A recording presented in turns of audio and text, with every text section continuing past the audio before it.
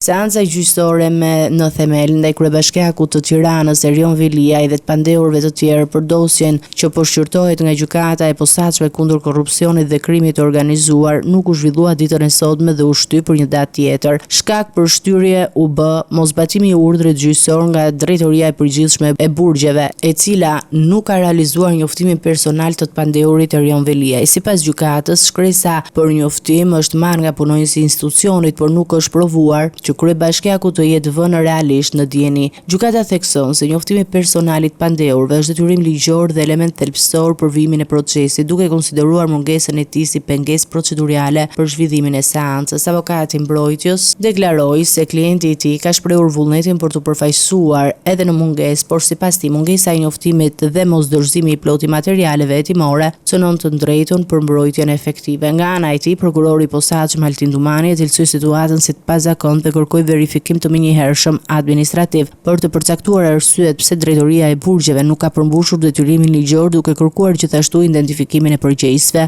Gjykata urdhëroi që institucioni i Burgjeve të informojë zyrtarisht mbi shkaqet e mosnjoftimit dhe shtyu seancën për datë 27 prill. Gjatë seancës u trajtua edhe çështja e fashikujve hetimor, ku mbrojtja pretendoi se nuk janë vënë në dispozicion të gjitha materialet e dosjes. Gjykata sqaron se disa prej fashikujve i përkasin të pandehurve të tjerë në të njëjtën procedim të lidhur.